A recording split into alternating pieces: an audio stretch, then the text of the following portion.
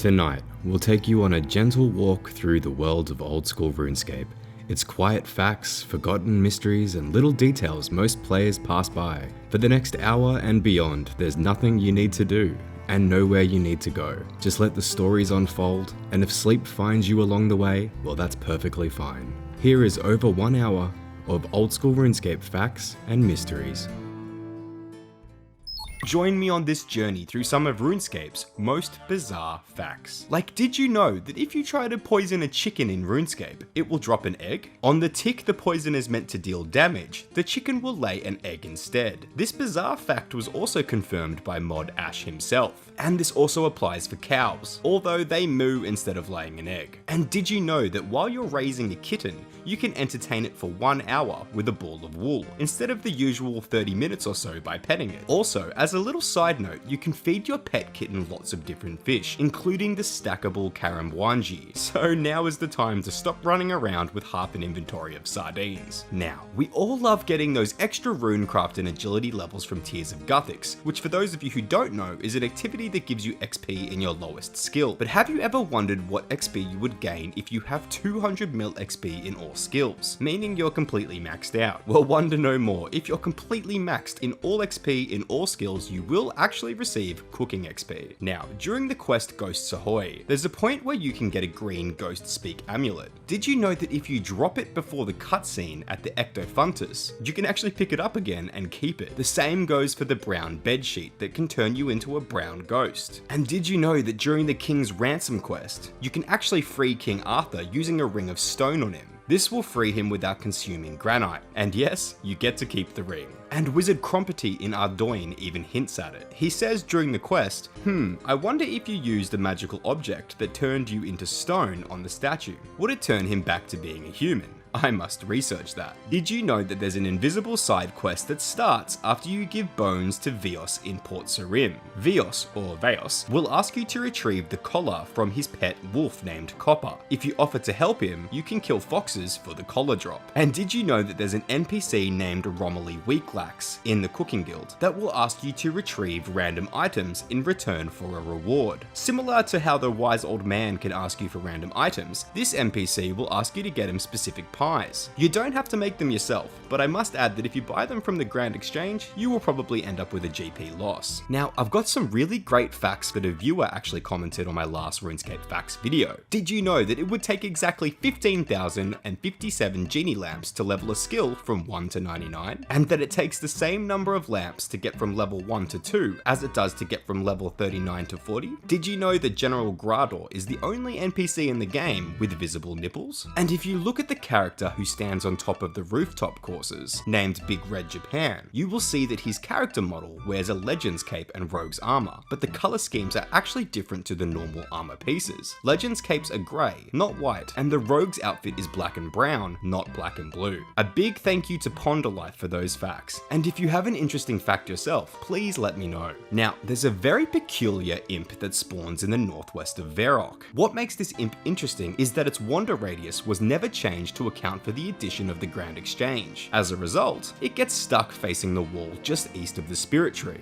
Poor little guy. I'm gonna kill it. And just as a side note, while we're talking about imps, did you know that they used to look like this until late 2006? I personally prefer the old style. I mean, just look at it. It's beautiful. Most of you are well aware that we have a range of random events that spawn as we go about our RuneScape shenanigans. But did you know that there's a way to gain extra rewards from some of these events? For example, if you want extra loot from the Maze random event, you can get to a chest and open it, then keep the dialogue box open. After about a minute, the chest will close, allowing you to loot it again. While the dialogue box is open, the percentage remaining doesn't go down, and it only goes down for the 1 tick you click the chest. This means you can loot the chest repeatedly for a bunch of Maze random items, which could be very helpful for early game Ironmen. But keep in mind that the chest will only roll water runes, earth runes, fire runes, bronze arrows, bronze bolts, iron arrows, attack potions, strength potions, and defense potions. And here is a little tip for the dunce random event. After answering a question, if you click on the dragon teacher instead of continuing the dialogue, your next question will be exactly the same as your last one. This means you can complete the random event quickly by answering the same question 3 times in a row. And during the Evil Bob Island random event, you can actually right-click the cat shrine and select walk here during the cutscene, meaning you don't need to pay attention to what statue is being shown. And also, if you get the Gravedigger random event, you can use Leo as a deposit box when you're far away from a bank. Well, thanks for joining me on this journey across the weird and wacky world that is RuneScape. I've got one question for you. Do you have a strange RuneScape fact that I didn't mention? I'd love to hear what it is. We have an interesting fact about the Monkey Madness quest, an iconic quest from 2004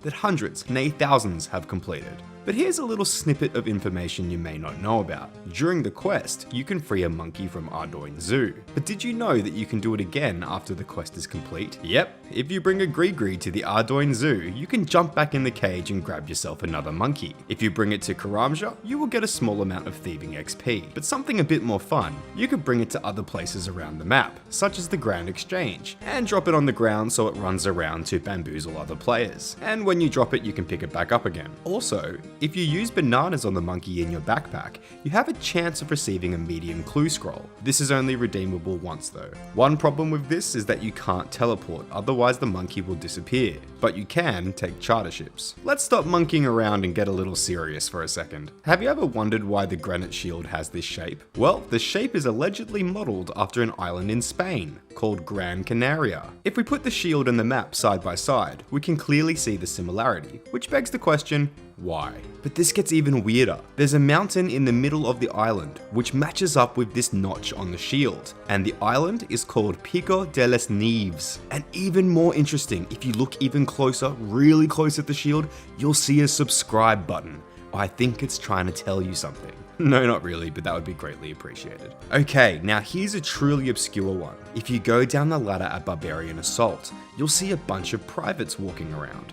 Well, did you know that if you talk to one, there's a chance they'll make your character perform one of the drill instructor emotes? I decided to go ahead and give this one a go. And what do you know? It totally works. Now, this one has been floating around for a little while now, but I'll throw it in here just in case you missed it, because it's such a great little Easter egg. If you travel to the volcano in the deep wilderness and use a gold ring on it, a goblin will appear and yell, "My precious," clearly inspired by Lord of the Rings. Did you know that RuneScape holds, or has held, at least 3 Guinness World Records? One for the most users of an MMO video game, the second for the most prolifically updated MMORPG video game, and another for the highest amount of original pieces of music in a video game. That's right, those nostalgic tracks that seem to be ingrained in our deep subconscious are there for a reason. Good luck getting Sea Shanty out of your head anytime soon. Now put on your tinfoil hats because we're about to get into a conspiracy, and it involves the Falador White Knights. Well, during the quest Desert Treasure, there is a chance that a stranger NPC will spawn and attack you while you're carrying some gems. A bit of information that most people know. But did you know that during an AMA, the original developer of Desert Treasure revealed that the stranger was actually sent by one of your supposed friends, the White Knights of Falador, specifically Sir Tiffy, in a plot to prevent Alessandra's release. So the next time you head to Falador, make sure you bring a weapon to spec out a White Knight or two. Those bastards. I'm hungry.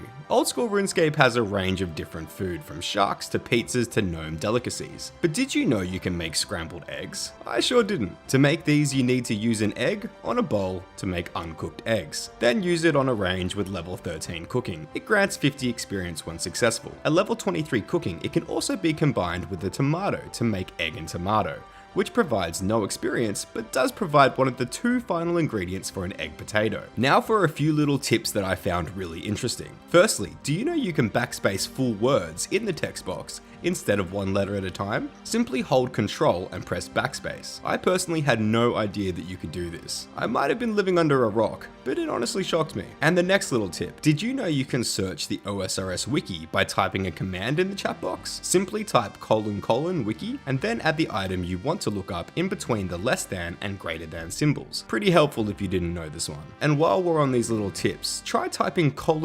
bank to get an auto-written message calling you silly, or : render self to turn your character invisible. Please note that you're only invisible to yourself. Others can still see you, so don't try any funny business if you know what I mean. Did you know the examine text for a ferret is just the word wild? I wonder how many other examine texts are just one word. And the examine text for a ring of endurance is a little bit sus. Reading, I wonder if this ring helps with ...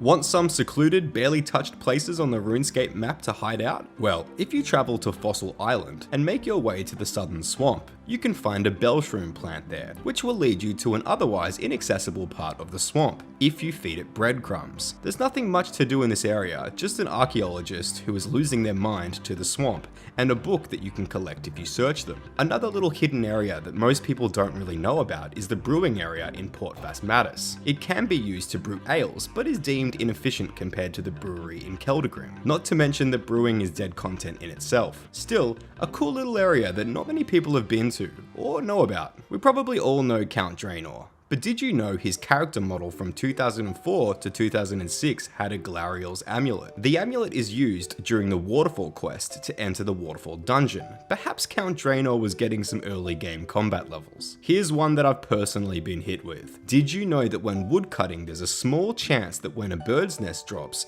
it will make an armadillo speck sound? For those of you who don't know, it's quite, well, unique.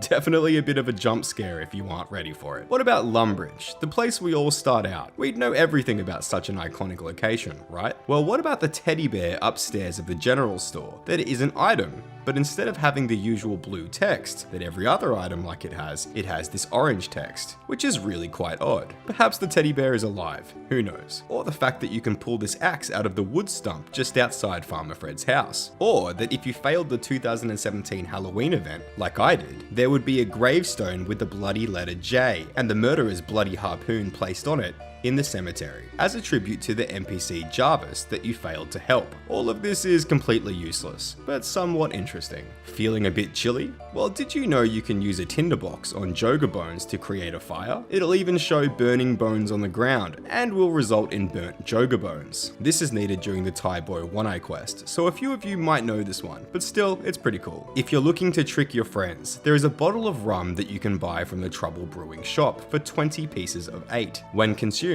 it shows your character drinking a bottle of rum, and then performing the death animation. It will then teleport you to the minigame, the perfect vanishing act. When was the last time that you went fishing in the Lumbridge Swamp Caves for swamp weed? Either never or a very long time ago. People used to fish swamp weed to make molten glass, since you can cook it on a range for soda ash. It's also a common Dorgeshan Cave goblin cooking ingredient, which is another piece of dead content altogether. We've covered it in another video, so I'm not going to go too far into it now. You will need a small net to catch the swamp weed, which can be caught where you fish for frog spawn. Next up, we'll be heading to the Tower of Life basement to have a look at creature creation. Now, creature creation is a solo activity that involves creating unique, hybrid monsters that are truly terrifying, and well, killing them. To do this activity, you'll need to finish the Tower of Life quest. The monsters do drop some useful things like unicorn horns, but they also drop satchels, which hold a few pieces of random food. It's a really interesting item that you really don't see in the game very often. Nothing crazy, but they're pretty cool. Next up, we have the very strange looking ogre boat.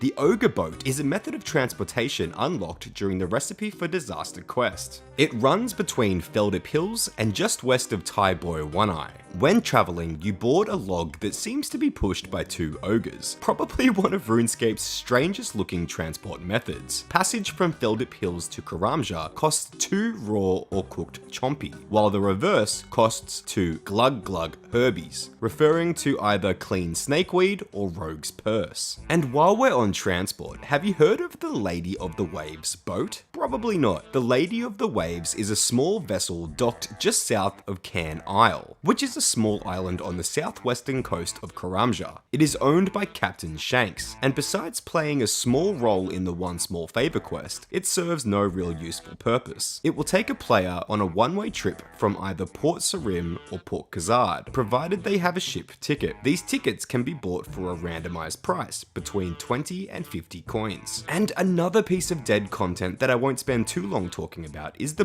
Birthrop Games Room. You probably know quite a bit about this place. Released in 2004, players were able to play RuneLink, Droughts, I don't know if I'm saying that right, Runeversi, and Rune Squares. Walking around this place is actually quite amazing. It really is a remnant of the past. I do recommend dusting off the old games necklace and coming over this way to have a look. You might not know this, but players can now play all of the Game Room's games in the southwest corner of the Grand Exchange. There's also the Arzenian Mine, also known as Dankaden's Mine. You can find this place just southwest of the dwarven capital city of Keldagrim, and you'll need to have completed the Between a Rock quest and have a gold helmet equipped to gain access. Besides entering the mine by being shot out of a cannon, a really cool feature of this place is the fact that you can bank your gold ores with ease. The dwarven boatman nearby will bank your ore for you for a fee of 20% of the ores you have mined, rounded up. This mine also contains the highest number of gold rocks in RuneScape, numbering in at a total of 147 rocks and gold veins, making it the second largest mine in the entire game,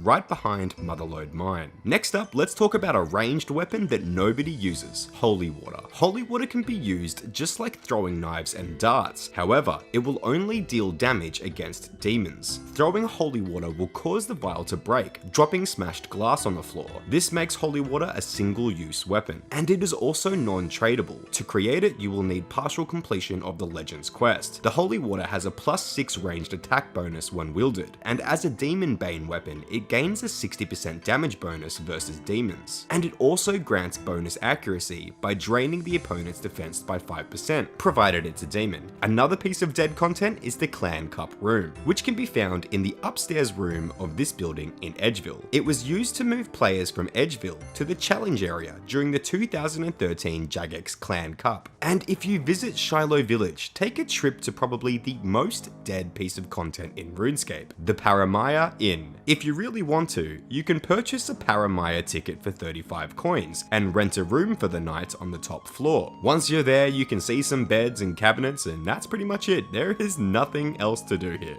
While it serves literally no purpose now, this content was useful back in RuneScape Classic, as beds were necessary for players to rest and restore their fatigue. Since we don't have fatigue in Old School RuneScape, yeah, literally no purpose. And what about essence mining? While they still serve a purpose, I can't see why anyone would actually use them anymore. You either buy them off the Grand Exchange, or you just get them from killing monsters. It's much faster than actually mining them itself. I personally remember back in the day, grinding away in these mines to pay somebody for a rune scimitar, which later on I found out they drastically inflated the price, therefore ripping me off. Ah, the good old days. Let me know if you still use these mines. It would genuinely shock me if anyone actually does. Have you ever been to the Rat Pits? Released in 2005, the Rat Pits are a minigame activity that involves using your pet cat to fight against rats in several underground gambling rings. There are a total of 4 pits throughout Gillinor, located in Verok, Ardoyne, Keldagrim, and Port Sarim. Access to the Rat Pits requires partial completion of the Rat Catcher's quest, and each pit is unlocked one at a time as you advance through the quest. And sorry for the Helmet Squad, but Iron Men cannot take part in this minigame. And how about the coal trucks near Sears Village? I remember these bad boys being used frequently back in the day. I don't know if anyone would have any reason to use them now. Let me know if I'm wrong though. Well, are you feeling daring? Why not try sledding in a cave northwest of Goblin Village? Never heard of it? I'm not surprised. Yep, Scrubfoot's Cave is a snowy cavern containing several goblins, red and green fireflies, and a timed sledding course. The upper level of the cave contains a sled, which the players may take in order to ride the winding path down to the lower room. The course is timed, and along its length are spots where the player is forced to slide over either smooth ice or rocks. And at the bottom of the cave, there is this cool little place that contains the red and green fireflies and Scrubfoot. Jagex almost put a giant wind boss, player-owned farms, and a PvP card game in the literal game. Well, sort of. These were all concepts developed by JMods during 4 different Game Jam events. A game Game Jam is where the Jagex staff are given free rein to create their most ambitious and wacky ideas. And boy, did they deliver. The kicker is, all of these ideas had or have a chance of getting implemented in the game. Like, for example,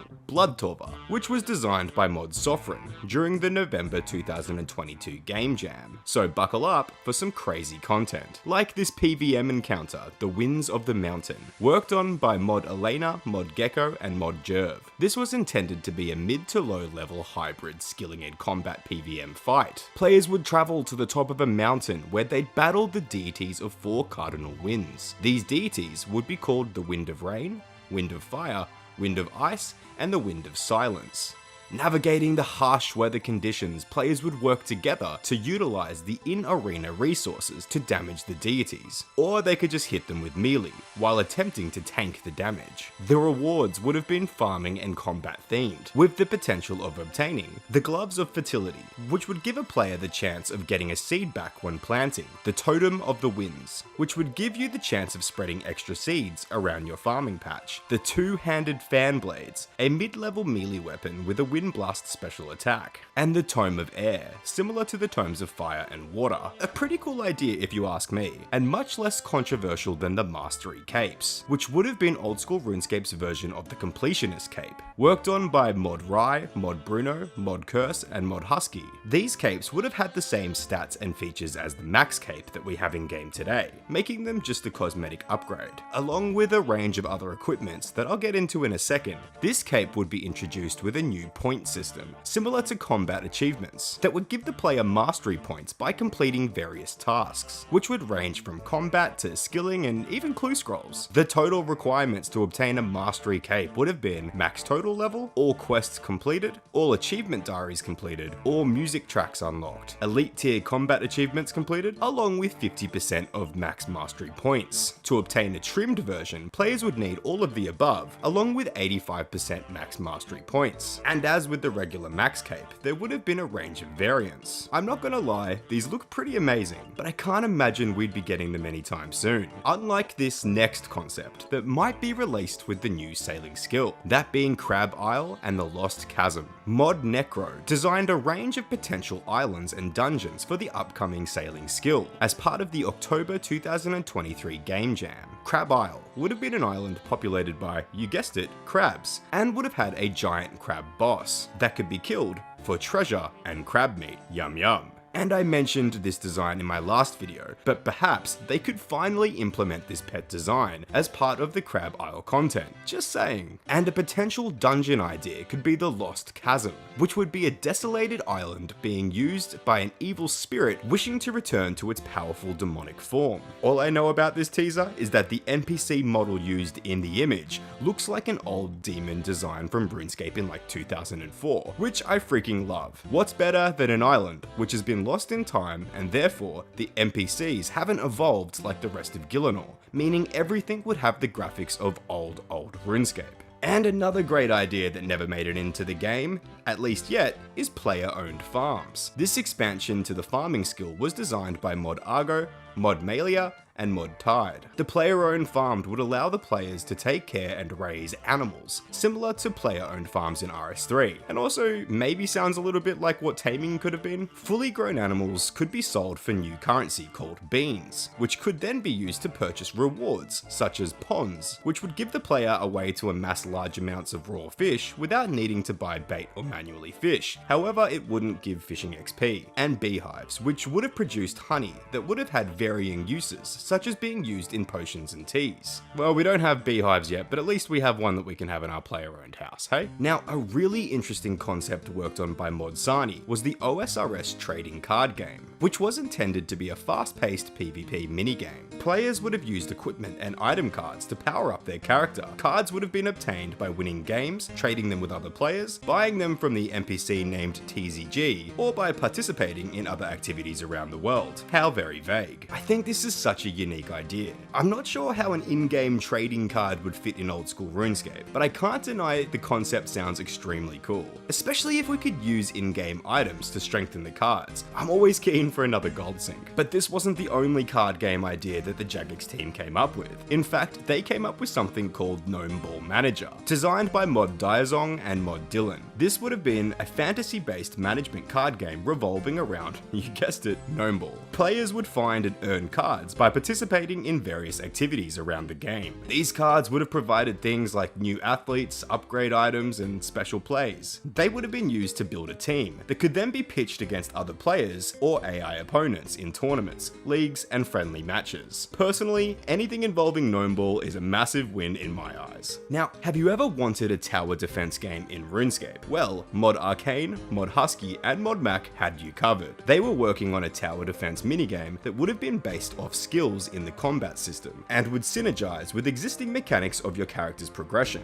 The closest thing I think we have in-game to something like this is during the Desert Treasure 2 quest, where the player must defend an NPC for 3 minutes from waves of monsters, using barricades and explosives to keep them out. Not quite tower defense, but it's the best we have. Have you ever walked past something in RuneScape and stopped for a double take because, well, you swear you've seen it somewhere before? Chances are you were probably correct. RuneScape is filled to the brim with references to movies, other games, and real life, and I'm sure that you've probably noticed at least one of these before. Whether it's the SpongeBob SquarePants reference just outside the Guardians of the Rift, or the Castaway reference you can find near Fossil Island, which Framed weirdly predicted 7 years ago. The movie Castaway. I love that movie so much. You can actually see a reference to Castaway in RuneScape. I right-clicked on the item to discover that it was actually a DVD of Castaway. Number 1. My personal favorite. Or bizarre dialogue that breaks the fourth wall to reference real life. There is plenty here to sink your teeth into. And what about other forms of media? Have you ever seen a RuneScape reference in another game or movie? Well, there's definitely a few hidden gems laying around, just waiting to be found. And that's what we will explore today. The interesting world of RuneScape references, in, around, and outside of the game we know and love. So grab a packet of fresh toad crunchies, sit back and join me on this journey. First up, we'll be traveling to Catherby for a reference that hundreds of players run past every day, most likely without having any clue. If you stop and look up at the Catherby Bank, you will see a clock. But did you know the time on the clock is stuck at 10:04, which is a reference to Back to the Future? Now, here's an interesting one. Did you know that in the LEGO Marvel Superhero 2 video game, there is actually a reference that says you will need a fire making level of at least 60 to be able to burn new logs? You need a fire making level of at least 60 to be able to burn new logs. And talking about video games, check out this reference in Grand Theft Auto that seems suspiciously RuneScape-like. Let me know if you think this is actually a reference. I reckon it is. And there's also this mysterious portal here, which some of you might know about. It takes you to this cool little hidden location, but that's for another video. Heading over to the world of television, Mozzie, a main character in the TV series White Collar, mentions RuneScape's hidden flute solo in Season 2, Episode 9, Point Blank, while trying to solve a music box puzzle. Sounds could correspond to numbers, wavelengths. Paula's discovery of hidden music in The Last Supper. RuneScape's encoded flute solo. Did you know that if you speak to Bob the cat while having your own cat with you, the two cats will reenact the dialogue from the Luke I Am Your Father scene in Star Wars? Heading now to the Brimhaven Agility Arena. Did you know the monkey bars have a really bizarre text that reads, "Now I'm the king of the swingers. Oh, the jungle. VIP," which is clearly a reference to the Jungle Book. Also a bit sus if you ask me. And the pillars have the examine text, "A small step for a player, a giant leap for player kind," which is clearly a reference to Neil Armstrong, the first man on the moon. And then of course, most of you probably know the poison darts obstacle has a bullet time dodge animation referencing the Matrix. Over to one of RuneScape's most nostalgic towns, Draenor. If you head over to the pig pen, you'll notice that one of the smaller pigs has the examine text, "I shall call him Mini Pig," a clear reference to Dr. Evil in Austin Powers. And if you're feeling like boogieing down, why not try the zombie dancer mode? It's actually designed after one of the dance moves used in Michael Jackson's Thriller music video. And as a little bonus, the examine text for the zombie boots is thrilling. I think that one of the devs was definitely a Michael Jackson fan. Now, if you speak to the ghost near Glariel's tomb, Without the Amulet of Ghost Speak, your player will say a bunch of random phrases, one of which is "all your bases belong to us," a famous phrase from the video game Zero Wing. There's also a bunch of funny dialogue with this ghost. I recommend giving it a go, but don't forget to equip the Ring of Visibility. Now, one reference that I came across that I wasn't actually able to test was this. Apparently, if you use a super strength potion on a baguette, it will say, "Ah, sandwiches make me strong," which is a reference to Team Fortress 2. Now, because I wasn't able to get a baguette, I wasn't able to test this. So if any of you happen to have a spare baguette, please give this a go and let me know if this is actually true. Another interesting reference is with Oaknock the Gnome, who can be found during the Eyes of Glofrey quest. If you examine him, it will say, "Can he fix it? Yes, he can," referring to Bob the Builder. And did you know the Verok Gypsy says, "My gypsy sense is tingling" during the Recipe for Disaster quest, clearly a reference to Spider-Man. I wonder if there's a gypsy superhero quest on the horizon. Not gonna lie, that sounds pretty good. There is an NPC in the Verok Church called Jeremy Clarkson, which is a reference to the British celebrity Jeremy Clarkson, best known from Top Gear. And did you know the attack skill cape emote is apparently a reference to Street Fighter, most likely from the character Ken. I want to explore the forgotten locations across RuneScape, the places on the map you might not know about. Perhaps there's no reason to go there, or maybe you can't physically reach them. But one thing is for sure, we will be finding them today. First up, we have a place that we have been before, the Dorgish Khan Caves, a not so small civilization of cave goblins. These caves have mining spots, thieving locations, and even a trading minigame. But did you know that there is also an agility course? To access this course, you'll need to complete the quest Death to the Dorgishan and have 70 agility. You will also need to have 70 strength and 70 ranged if you want to take the grapple route, which gives experience in agility, strength, and ranged. And don't forget to bring a light source. The caves are dark after all. This course gives you 2,750 agility experience per lap, with an average XP per hour of around 60k, which is comparable to the Ardoin rooftop course. And the chance of getting the giant squirrel pet is around 15% higher, but of course you won't receive marks of grace. The next location we will explore is the Kilowatt Plain. Some of you may have been here for a Slayer task, but I'm sure that quite a few of you probably haven't. To access this location, you'll need to find Professor Oddenstein, who is a mad scientist living on the top floor of Draenor Manor. Along with being the central character of the Ernest the Chicken quest, he's also casually the minder of an interdimensional rift to the Kilowatt Plain. Once you're here, you can find some kilowatts and storm clouds. Nothing much to do, but still quite an interesting location. Now, did you know that in the Corsair Cove dungeon, if you travel over here, you can see the NPC Francis, who is mentioned during the Corsair Curse quest as being on a secret mission, digging towards the Ogress's bank vault. It cannot be accessed by a player, but you can see him digging if you use the Oculus Orb. I wonder if he'll ever make it into the vault. Now here's a truly obscure one. You are probably familiar with the Slug Menace quest. Well, during that quest there is a cutscene, and there's a location that you need to travel to get to that cutscene. Most people who are mashing spacebar through the quest, like I did, probably left as soon as they could. But if you ran further into where the cutscene took place, there's this extremely bizarre looking room. There's nothing in it, but it definitely looks really interesting. I'm not sure if I can think of any other room in RuneScape that looks like this. Now, you're probably familiar with Clan Wars, but did you know the Clan Wars Purple Portal has a bunch of really interesting maps? They have the Wasteland, the Plateau,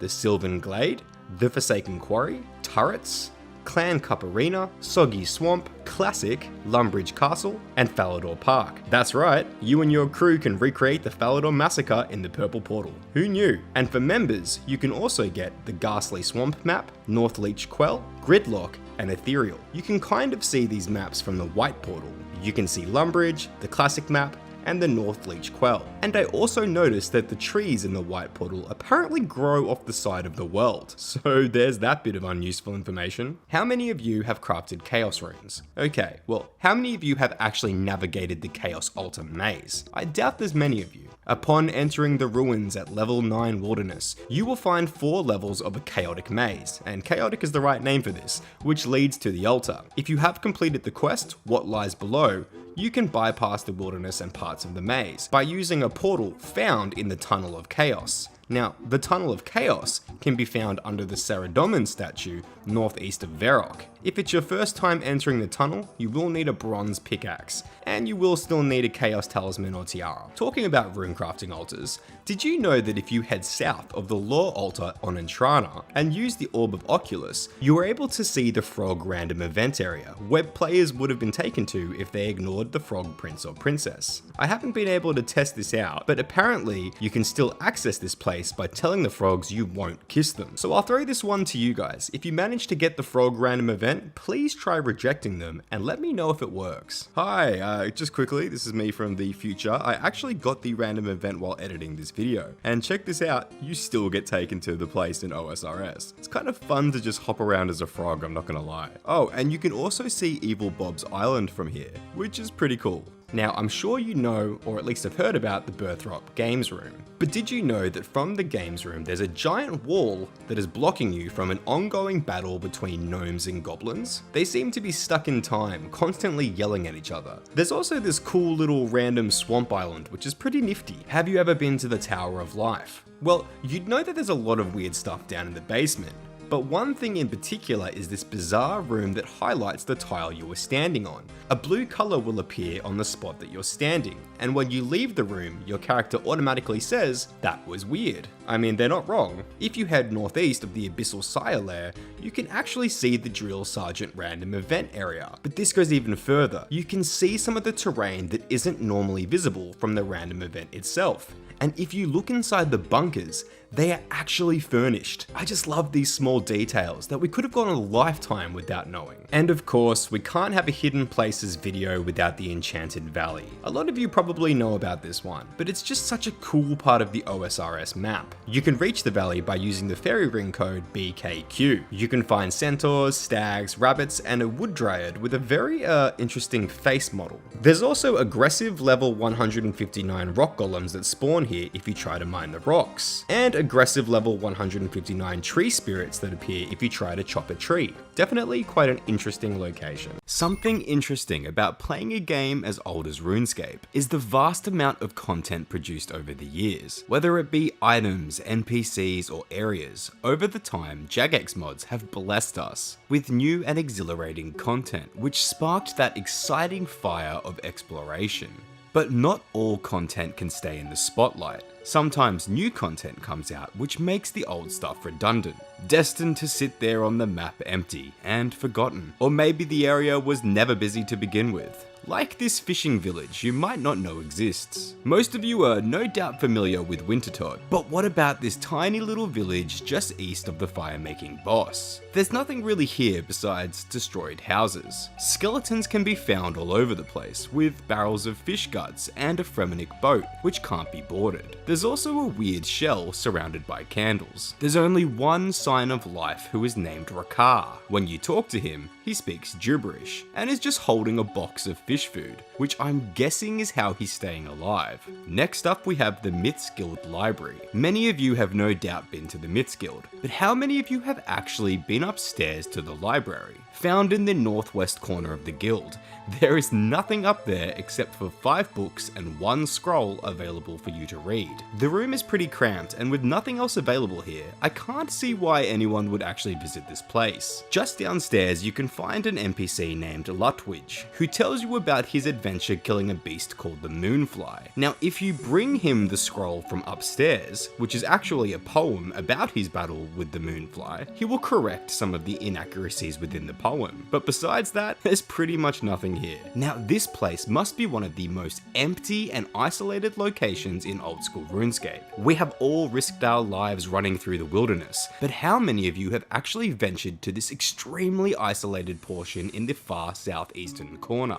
I honestly never thought about visiting this area until I saw a Reddit post about it recently. There is nothing here, but you can see the Slayer Tower in Mauritania and a few other places around it. I can't imagine anyone would have any reason to be here unless it was for something that would be breaking the game rules, or maybe drop trading from like an Iron Man. Another area I think barely anyone has seen is just west of Camelot and Sears Village. During the quest to the Holy Grail, you visit someone called Brother Galahad. This NPC was formerly a knight of King Arthur's Round Table, and one of the 3 achievers of the Holy Grail. But anyone who has completed the quest would probably know he now lives in this little house. While many players have been in the house, how how many have actually gone upstairs? I doubt many. Up here you can find a few shelves and a stepladder, also a table and some chairs, but nothing really else. Still, I love finding places like this, places that many players have been so close to but never actually seen. Like this gate just south of Barrows. I know, it's just a gate, but how many of you have actually walked in this area?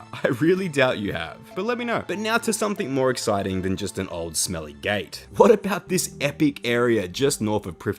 If you survive the treacherous journey passing by dire wolves and a black dragon, you'll end up at the top of this strange mountain. The wolves, the dragon, the adventurer Ed, and the throne with the dragon eggs by its side all seem to hint at a very famous film franchise, Game of Thrones. I believe a shooting star can spawn up here, but besides that I can't think of many reasons why you would actually be up here, unless you're just checking out the awesome view. And speaking of awesome views, north of Relica and west of the Mammoth Trollweiss Mountain, you can find the Polar Hunter area. Walking around this place you'll find an array of different polar hunter animals, which unfortunately don't really see any use since other hunter methods are simply better. Well, unfortunate for us, I'm sure they're pretty stoked about it. If you venture to the northeast part of this hunter area, you'll find a cave which has 2 eagles in it. Some of you probably know what this is. For those of you who don't, this is one of the coolest travel methods in the game, the Eagle Transport System. And luckily, it'll take us to our next location, which is the desert. If you get yourself to the far northwest corner of the desert, next to Menethos, you'll end up in this extremely dead piece of land. There's almost nothing here to engage with, besides a few goats. And an interesting thing about this spot is you can look over at the edge of the world, which is usually black, but blue for me since I have the skybox enabled. This spot is one of the only areas in the Old School RuneScape map that still has a blacked out empty area, which makes me wonder what they've got planned for it.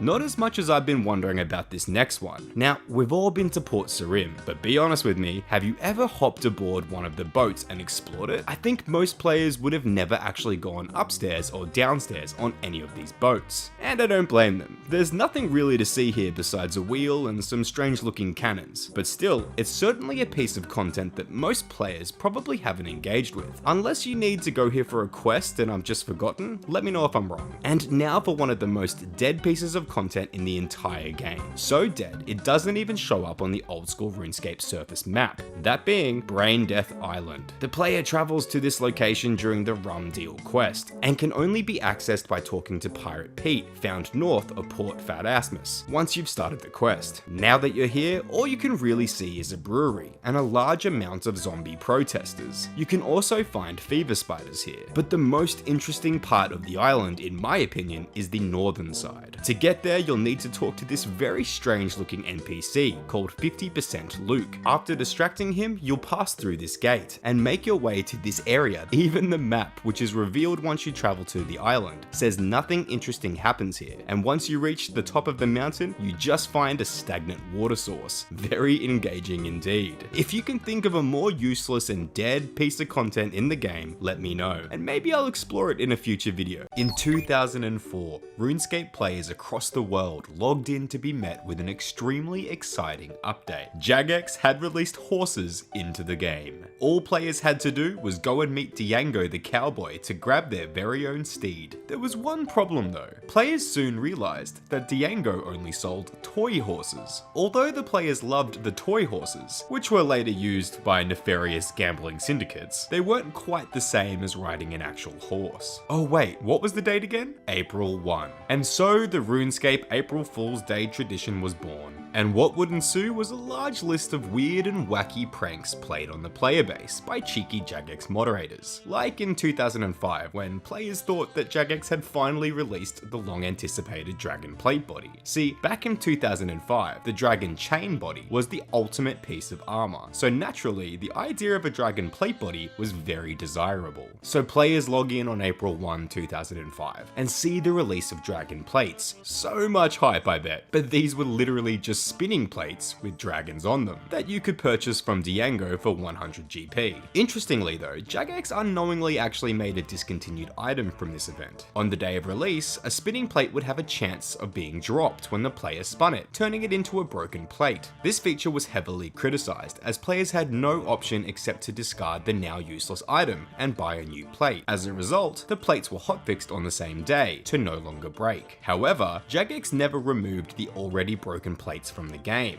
As of 2017, the last time this was checked, the number of active players with broken plates still in their bank was 19, with no more than 184 shared between them, making them one of the rarest untradeable items in the game. In 2008, Jagex actually just continued the theme of giving their players fake items, this time with the strong demand for a dragon kite shield. Players were told they could finally get their hands on a dragon kite, which, you guessed it, was a literal kite. Players could wield a kite and fly it around. The item was renamed a couple of days later to Toy Kite. Skip forward a year to 2009. Players logged into a different style of April Fool's Day. If you tried to pick a cabbage from the Falador Cabbage Patch, the cabbage would come to life, say a random phrase such as "All hail Brassica Prime," and hop around. Or the player would pick a cabbage seed. The players could also tap, kick, or catch cabbages. Once they were caught, they could be used as a weapon, thrown to other players, or be eaten. All cabbages, with the exception of Drain or Mana cabbages, could be wielded. Which begs the question, what is going on with Drain or cabbages? The wield option for cabbages was apparently removed when the Easter event for that year began. Who doesn't love a bit of cabbage shenanigans? And spoiler alert, there's a lot more cabbage pranks to come. I don't know why Jagex was so obsessed with cabbages, but so was I about 15 years ago. Freaking lovely, amazing, cabbages.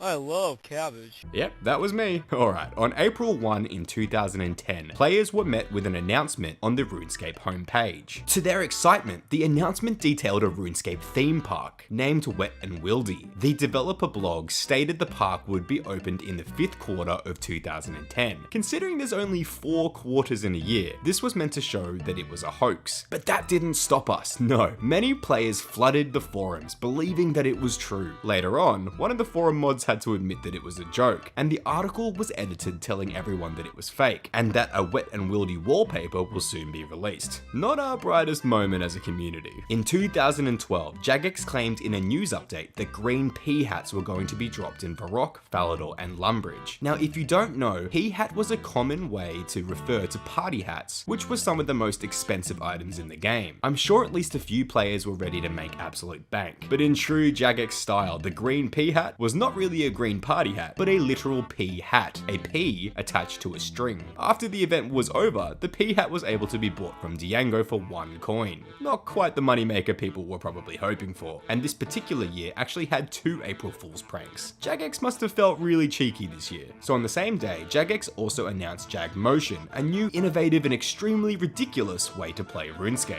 and they even had a trailer for it. Jag Motion is so exciting because it allows us to connect the player to their avatar in ways we never imagined possible. Jump, and your character jumps too. As you dance, your avatar dances along with you. Suddenly mining, firing ranged weapons, and agility all take on whole new lives that really put the player in the heart of the action. The device that would supposedly allow players to control the game with motion detection and voice recognition was apparently going to be released for sale by Christmas, and would supposedly cost £307. Another year, another prank. In 2013, Jagex announced that they would be releasing Cook's Assistant, the musical. We want to tell the story of perhaps the most iconic quest of all time. The Cook's Assistant is a really straightforward tale, but it's also quite iconic and it's close to all of our hearts. Full live action, full musical score extravaganza. We proudly present Cook's Assistant, the musical.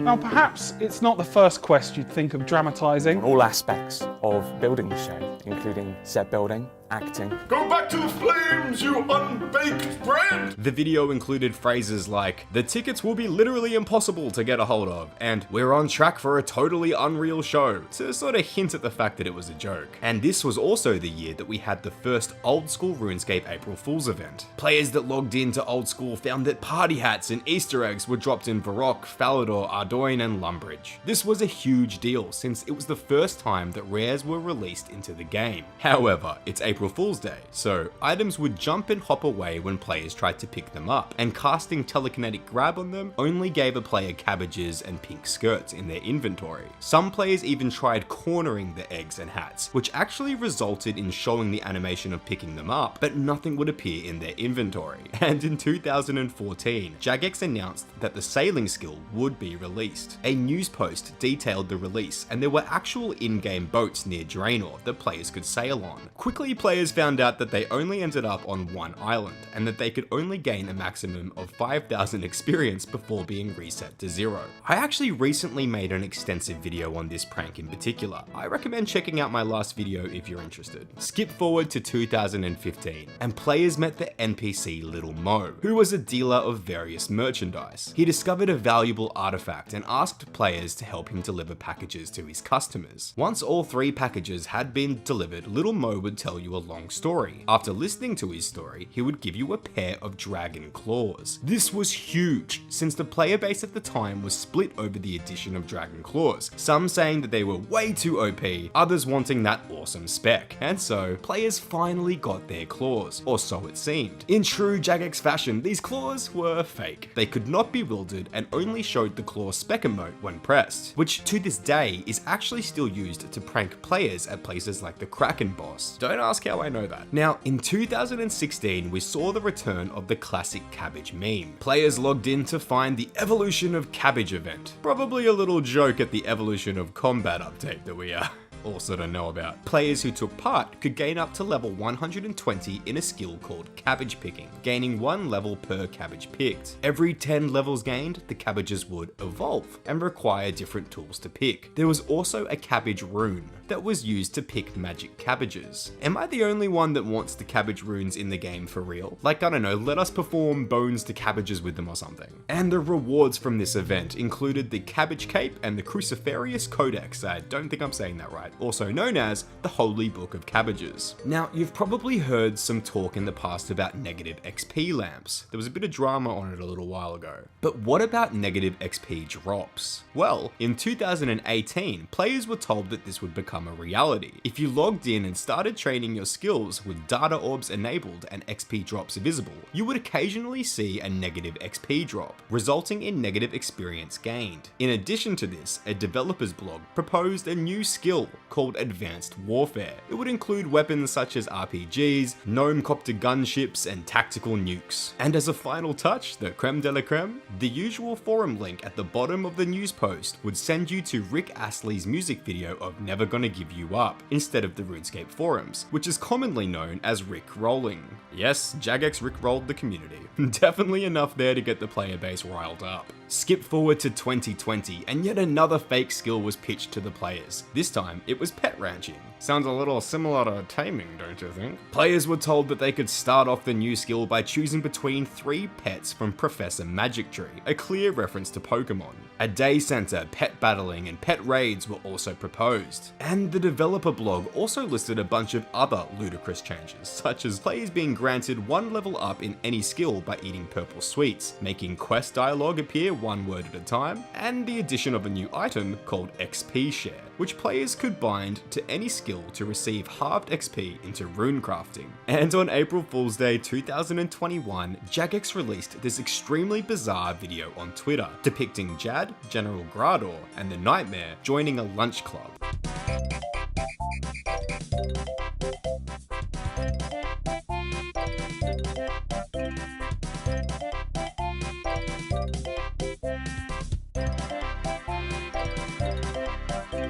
This is also a possible reference to the game Doki Doki Literature Club, which I'm probably pronouncing wrong as well. Well, Jagex sure seem to love pranking their players. It's no surprise that RuneScape has had an extensive history with bots. They have plagued this game for a long time. Thankfully, nowadays, the bot problem is well and truly under control, right?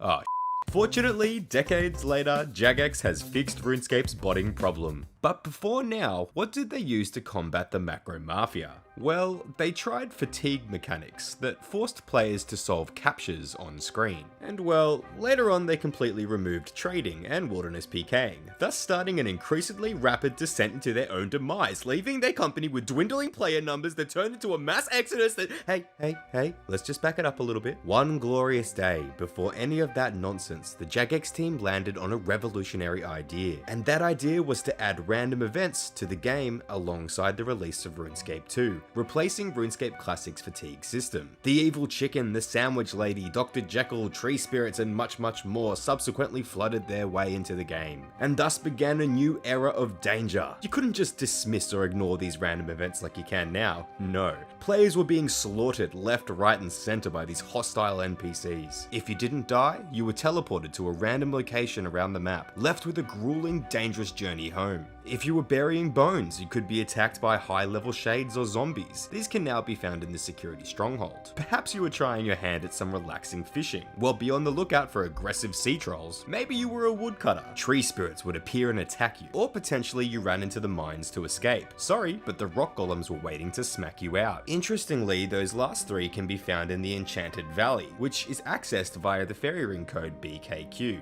Simply cut a tree, mine a rock, or try to fish. Perhaps your character was standing around AFK. No reason to worry, right? Wrong. The evil chicken, who is now found in the Champions Guild, could appear out of thin air, even when your character was doing nothing. So could the pirate Captain Hand, who is now locked away in the Port Sarim jail. He probably killed one too many noobs. My dad works for the Jagex and this Zezima. A dangerous swarm could appear and slowly drain your health. Or the strange fruit, which most of you probably know, would grow legs, jump out of the ground, and attack the player, leaving them poisoned. Or maybe good old Dr. Jekyll would show up, who, if ignored, would turn into Mr. Hyde, and you guessed it, attack the player. And who can forget Mr. Rick Turpentine, who, if the player ignored him, would attack them, but also take their coins. Now, of course, we all know the dangerous variants of these events were removed a long time ago, in October 2012 to be exact. Well, up until now. You see, the thing about these random events is that they were all somewhat predictable. You could simply run away, talk to them, or perform some other simple action to stop their attack. But all that has changed with Old School RuneScape's latest update. You see, one of RuneScape's most classic random event characters has suddenly become a token of fear across the game. This character is closer than you think. In fact, it's the character I use for my profile picture. That's right, the Sandwich Lady. With the latest quest Desert Treasure 2 being released, we've once again experienced the nostalgia of dangerous random events. Although this one is worse. Much worse. You see, during the quest there is a section when your character holds an item in their inventory. Spoiler alert, while they have it, an assassin is sent to kill you. And this assassin can disguise themselves as, you guessed it, the Sandwich Lady. It has resulted in some hilarious reactions. I get to finish it off. Oh, you That's so unfair! Oh my gosh, dude, Oh, what the Once exposed as the assassin, the Sandwich Lady uses all three attack styles. She is also able to run. She can cast Teleblock, use blood spells to heal herself, and ice spells to freeze you, and utilize protection prayers. Not an easy foe. Once again, players have been filled with surprise and fear from a random event. There's something I would say almost wholesome about that. You can call me sentimental, I guess. Now, you may think this is a random bit of cheeky content integrated by Jagex as a quick little scare. Think again. Put on your tinfoil hats because this goes deep. In April 2022, on a Q&A livestream, a question was asked about villains in Old School RuneScape. Will we ever see a major recurring villain in Old School? RS3 had Sliske, who featured in many Mineral quests. Will we get our own version of Sliske, considering he was foreshadowed by Ashelot Reese with the next release? Mod Sani answered with this. I've pitched before that we should, the Sandwich Lady has ulterior motives. There's control of a lot of underbelly you know, very dark activities. Mod Ed followed up with this. That's it. You've said it now. It's gonna be Sandwich Lady. It's out. Confirmed Archerat. Now, originally, we were told the Sandwich Lady was modelled after a rather hostile lady who used to sell baked goods in the Jagex headquarters. They would have a sandwich lady that would come round to all of the doors, and she would knock on the door and she would announce herself in a very high pitch, "Sandwiches!" If you asked her about any of her feelings which weren't there, you got...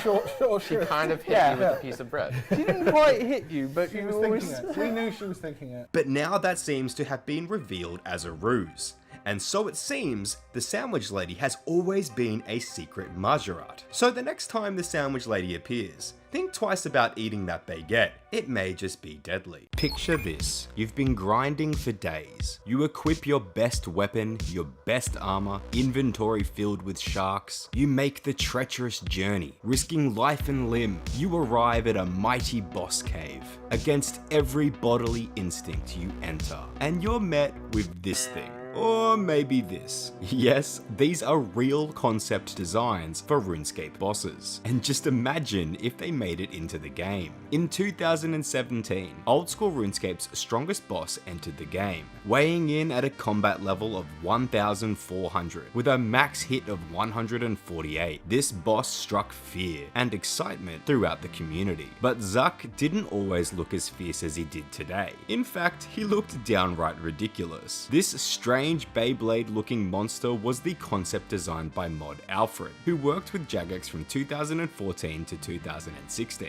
In January 2016, he posted this on X, formerly known as Twitter, with the caption, "Do you want to see Jad 2 in the game? Work in progress." This design was also posted to the 2007 Scape subreddit in 2016, where you can imagine it met quite severe player backlash, with one user saying, "I thought this was supposed to be a boss, not an agility obstacle," and another saying, "After seeing this animation, I'm very glad they're giving us the option to push it back a year. It's safe to say that we were lucky Jagex decided to refine the design, but I won't lie, it would be hilarious having something like this in the game."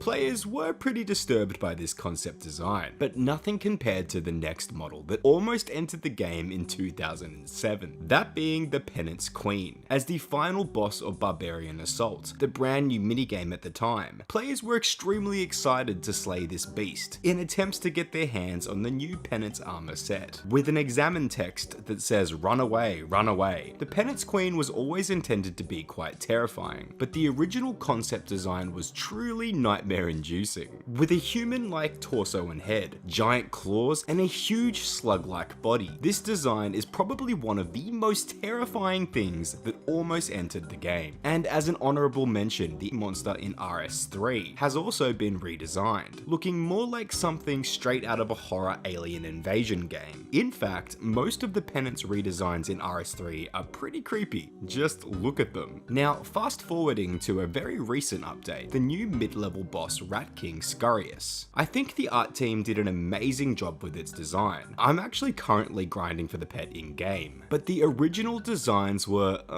interesting. During a game jam session, which is where Jagex moderators come up with new ideas, Mod Sani developed the first draft of the new Rat King boss. As you can see, the first design looked very different to what we have today. You'll probably also notice that one of those rats had a cannon. Naturally, the player base went wild for the new cannon rat. And I just want to mention this Reddit user named Hootie, who made this amazing artwork based on the original design. But the Jagex team kept refining their design, and eventually landed on this. Oh, not this, I meant this monstrosity. Yep, we almost had a weird tail-connected rat thing instead of the fabled cannon rat. What a travesty. Fast forward to the release date on the 24th of January this year, and this is what we ended up getting. I'll always be somewhat sad that we didn't get the cannon rat, but I must admit that they did a great job with the final design. And while we're talking about Game Jam projects, do any of you remember this bad boy named Vulku that was suggested by Mod Sovereign in April 2022 during the Wilderness Extension Game Jam? This monster was intended to be a wilderness multi-boss with a drop table similar to Next, in that multiple people contributing to the fight could have a chance at loot. I wonder if they're still working on this epic boss. I guess only time will tell. This is an early design they had for the boss Cerebus, released in 2015. This demon dog boss ended up looking closer to this design here. I think the team definitely went in the right direction. And looking at something a little more modern, the fairly new boss Duke Succulus, who entered the game in July 2023, was originally intended to have many more eyes and mouths. I'm not sure if I actually prefer this version more or the version we have in game. Let me know what you think. Another boss that looks very different to the original design is the Revenant Cave boss Revenant Maledictus. Released in February 2022, this boss stands on all fours and has an ancient symbol sort of attached to its body. Well, interestingly, this tweet from Mod Jerv in 2021 shows the initial design actually had the boss standing on two legs and holding an ancient staff, looking like some sort of demon PKer. And it also had wings, so I wonder if they had any plans for flying mechanics at some point. But what about the designs that actually made it into the game? Well, you won't be disappointed. RuneScape had some pretty weird and wacky character models, like this imp design, which was literally just a mini person in a demon outfit. It was eventually changed to the model we know today, but personally, I think they went a little too far in RuneScape 3, where it now looks like this. That head is just way too creepy. And another old character model that I find quite interesting is the Cowfight Queen. Released in 2004, this is one of RuneScape's oldest bosses. You might remember the dragon chain body for being the ultimate achievement back in the day, but do you remember this character model? I have to say it looks pretty dated, but I actually do prefer the old flying model over the version we have today in Old School RuneScape, and especially over the models they are using in RuneScape 3. And if there's a prize for a monster they've probably changed the most, it might just have to go to the various demons found across Gielinor. In 2004, this is what they looked like, whether it be regular demons, black demons, the jungle demon, or even the infamous Delrith. It's safe to say that they looked pretty freaking awesome. I honestly love these models. The versions we have today still look pretty cool, but I can't help but wish for a way of getting these old models back. If it's possible, I would love a RuneLite plugin that could do that. Talking about amazing older models, this is the way fire giants used to look back in 2005. I know the fire giants we have today look more realistic, but these guys are seriously awesome. And you can't talk about fire giants without bringing up their cousin, the ice giants, who were pretty much just a blue version of their fiery friend, but with a sick mohawk. And of course these green guys, the moss giants, who again looked almost identical to the others, but rocked a hood and held a wooden club. Another NPC group that were drastically changed were the elves. They've been in the game since 2005, originally looking like this. Their graphical update was one of the more controversial changes Old School RuneScape has seen. This Reddit post sums it up quite nicely. To this day, I don't understand why this was ever changed. And the commenters agree, with one saying, the Prif elves got done dirty at a time the game had terrible art direction. They made a newer elf, Metherial, who looks fantastic. And another saying, Jesus Christ, what the hell were they thinking? But I think my favorite comment goes to this person, who said, just be happy they don't look like crack addicts like they do in RS3. And I mean, he isn't entirely wrong. But at the end of the day, there's something about the old character models that people really enjoy, whether it's nostalgia or just the fact the art style is unique. There has been a push for quite some time for Jagex to bring these characters back. As I said before, I think a RuneLite plugin is our best hope at this point, but hear me out, I also wouldn't be against a quest that takes you back in time to a realm that is in the style of 2004. Just saying, that would be pretty cool. And as a special mention, I'd like to highlight this tweet from Mod Rye, back in 2002 that shows an early design for a cooking pet. I know this was probably a joke, but my god, it's marvelous. I mean, just look at it. Does RuneScape's business model depend on money from bot memberships to stay profitable? Is there a secret way to increase your chances of getting a rare drop? Was the Falador massacre an inside job? Well, put on your tinfoil hats because that's what we're going to be exploring today. The best, the brightest, the weirdest, and the wackiest RuneScape conspiracy theories, some of which might actually be true. And let me preface this video by saying these are all conspiracies. Don't start attacking me in the comments for the flawed logic. Just enjoy the ride if you can. Let's start out with bots. It's no secret that RuneScape is filled to the brim with all sorts of bots. Whether you're early game skilling or end game bossing, you're bound to come across a bot taking up your resources or devaluing your boss drops. But why isn't Jagex doing something to combat this? Surely having thousands of bots consistently impacting the RuneScape economy is a massive problem, right? Well, some people believe that Jagex intentionally lets bots run rampant due to membership fees. More bots equals more bonds purchased, which equals more profit for Jagex. It's quite simple. Not only do bots bring in more money for Jagex, they also inflate the player numbers, which is extremely beneficial, especially when they're looking to change company hands. And let's not pretend that companies don't purchase RuneScape as an investment. They absolutely do. Just like you merching on the Grand Exchange, they are looking to make a tidy profit. Sure, the massive downside is player experience. The more frustrated players become, the higher the chance they decide to quit. But let's face it, where are you gonna go? RuneScape 3? The reality is that many players are pretty addicted at this point, including myself. Well, I guess we'll never really know, but it certainly seems a bit suspicious that bots remain a consistent problem in this game. Anyway, are you currently going dry for a drop? Well, this conspiracy is for you. Listen up, because this could be the answer. Many players believe that Jagex increases your RNG, that being your chance of receiving a rare drop, for returning players, or players who are low on membership. Business-wise, it makes a lot of sense. If you're looking to hook someone to the game after a long break, there's no better way than giving them a few juicy dopamine-filled drops, or getting a player to buy more membership by teasing them with just enough RNG to keep them going. It would be diabolical, but effective. Or what about the conspiracy that every new account is given what's called a drop seed at creation, meaning that each account's RNG for specific items is determined from character creation. Just think, if you've been grinding for hundreds of hours and you haven't got that drop, perhaps it would be easier to just make a new account and try the boss on that one instead. I haven't seen any evidence to back this up, but it's definitely a crazy thought. And what about the conspiracy that if you subscribe to my YouTube channel, you'll automatically get 1 billion GP? It might just be true, so give it a go. Okay, now while we're talking about rare drop rates, have you heard the conspiracy that YouTubers and streamers are given preferential drop rates? A lot of people believe that Jagex will increase the drop rates for popular streamers and YouTubers, especially when new content is released, as a way to sort of advertise the game and build hype. Whether it's receiving drops from content on day one of release, or consistent big drops on a long series, like The Farmers for example. It's a very popular conspiracy that I see mentioned quite a lot. Now, this one could break down to the fact that streamers are usually playing the game much more than the average player, but I will admit, sometimes it seems a tad suspicious. Now, let's move away from drop rates and turn our heads to some very interesting Jagex corruption conspiracies. Whether it's inside trading or price manipulation, there are plenty of conspiracies to sink our teeth into. There's a lot of people who believe Jagex sells gold to third-party gold selling sites, or that they even run these sites. Essentially, this would mean Jagex is taking money from the game, whether it be from Jagex run bot farms or something like the Grand Exchange tax, and selling it off for extra profit. Some people believe it's a few rogue J-mods, while others think it's the entire company. It would make sense and feed into our earlier conspiracy about bots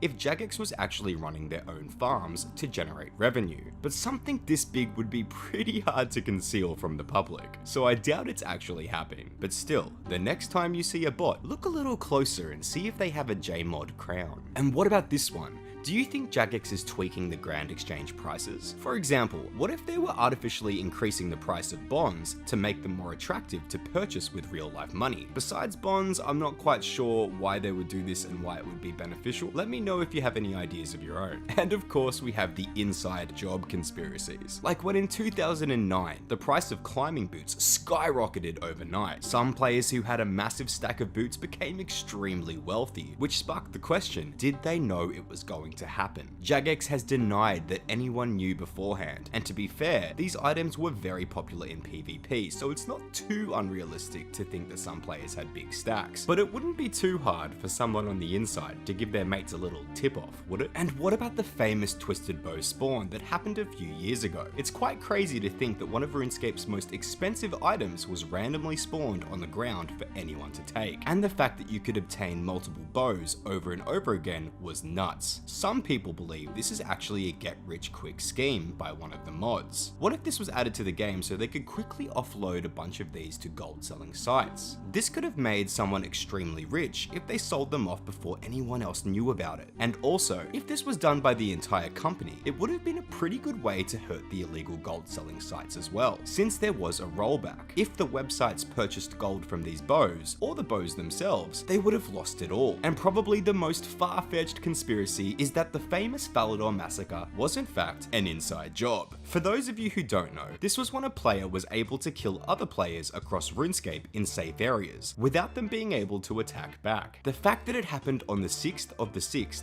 2006 is just far too much for some people, and I will admit that's pretty creepy. And the event did generate a lot of advertising for the game. I mean, it's still spoken about to this day, so who knows, perhaps it was an inside job, but probably not. Now here's a few other random conspiracies to think about. Some people believe that if you pickpocket an NPC from behind, it increases your success rate. This was actually tested by the YouTuber Soup, who found that it did in fact increase his chances of a successful pickpocket. However, the sample size wasn't large enough to prove anything. And what about marks of grace? Well, I came across this conspiracy recently. As you might know, the NPC Grace, who you buy your graceful outfits from, has a dog. Well, what if the marks of grace are actually frisbees that got stuck on rooftops around RuneScape as they were playing fetch? A very ridiculous conspiracy, but probably the cutest on this list. And this one I really want to be true. What if the wise old man is actually your character from the future? No other NPC could possibly fit the brief, and I feel like this would be such an awesome plot twist for a future quest. Well, I hope you enjoyed these weird and wacky conspiracy theories. Most of us have played this game for over a decade,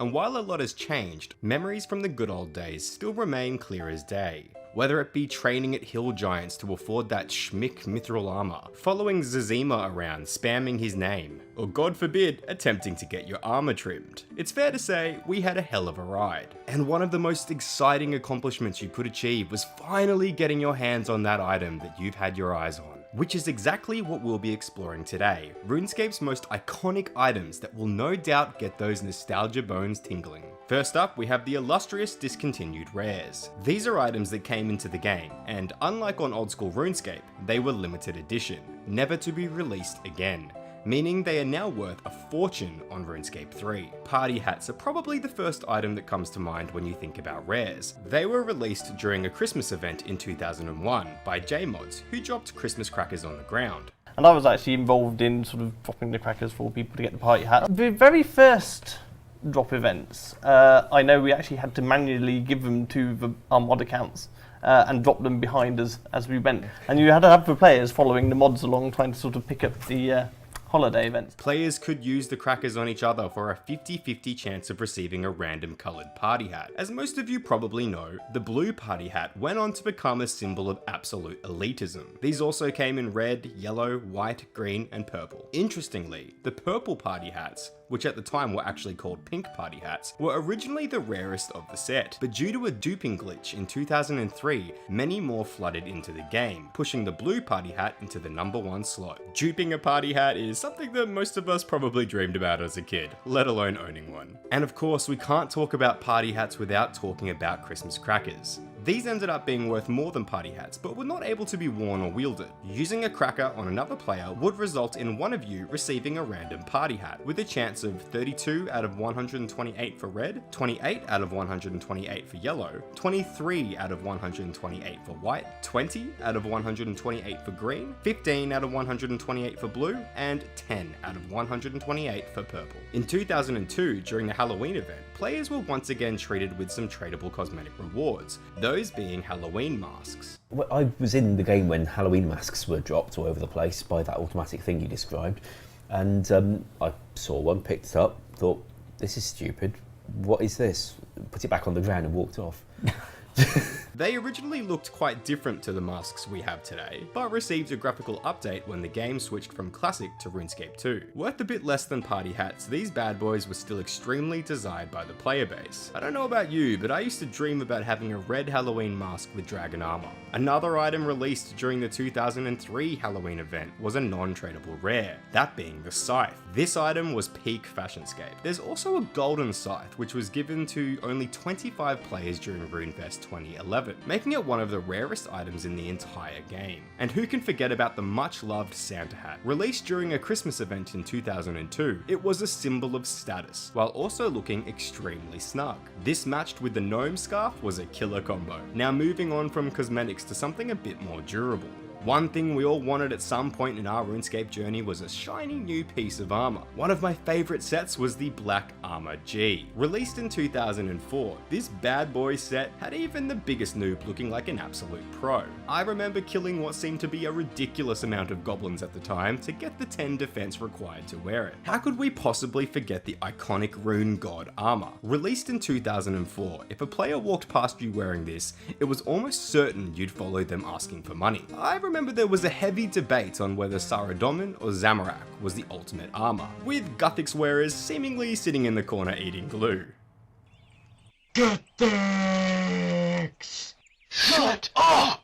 Why are you guys so weird? And if we're talking about armor, we must talk about Dragon. Dragon armor was the pinnacle of prestige back in the day. A dragon chain body, dragon med helm, and dragon legs would transform you into an elite level player. You'd have armies of noobs following you just begging for a moment of your time. Pair that with a Legends cape, desert boots, and mime gloves, you pretty much had finished the entire game. Or so it seemed. And don't get me started if you got yourself a hit points cape to match the outfit. You'd just about make your fellow players lose their minds. Another piece of armor that I personally idolized was the Tyrus helm. Released in 2006, child me thought this helmet was absolutely amazing. For me, the Tyrus helmet alone was enough to get me to beg my mum for membership. And we can't do this video without mentioning Castle Wars armor. The red and blue armor was such an iconic set, and I personally remember wanting the blue and white armor so bad. I remember fantasizing about wearing it with the blue party hat and defense skill cape. Man, that would have been cool. An upgrade that many of us actually received was the granite body. These days, the dragon med helm, dragon legs, and granite body looks almost like a uniform for bots, but back in the day, this meant you were an absolute gamer. And what accompanies the most nostalgic armor pieces? Well, of course, our favorite iconic weapons. I'd say taking one of the highest slots is the Rune Scimitar. Released in 2001, this scimitar has been a staple for players young and old. Still a fantastic free-to-play weapon, its attack speed and decent stats were something to be feared. And of course, the Abyssal Whip, released with the Slayer skill in 2005. If you were one of the lucky few players to score this item early, you would have been followed around by crowds of people just in awe of your epic new weapon of mass destruction. Another weapon that I personally was obsessed with was the Granite Maul. Released in 2005, the Maul was predominantly used for its amazing special attack KO potential in PvP, or by noobs like myself who just loved the way it looked. And just as a side note, I came across this video I did on another item, the Granite Mace, about 14 years ago. I can't play the sound since it's 100% copyright, but I thought I'd mention it. And we must mention the Dragon Battle Axe. Released in 2002, its iconic special attack that released a mighty scream while raising your strength level was a symbol to your fellow players that you were ready for action. Another iconic item was the prestigious Dark Bow. After its release in 2007, players couldn't get enough of its epic special attack. I mean, it does look pretty cool, bringing some much needed style to the ranged skill. And of course, the Saradomin's sword, which was beloved for its epic looks, but also its kick-ass special attack. I mean, just look at it. Now, I'd also like to add some special mentions. Do you remember how popular elegant clothes were? Released in 2006, I remember World 2 would be filled to the brim with elite players flexing their elegant outfits with matching skill capes. Another staple Fashionscape item was the Black Beret. Released in 2004, players loved to rock this beret around marketplaces as a symbol of style and status, and something still used to this day in free-to-play. How can we not mention the unforgettable unforgettable fancy boots. Achieved by completing the security stronghold, these boots had the player base running around killing monsters in colourful socks. What's not to love?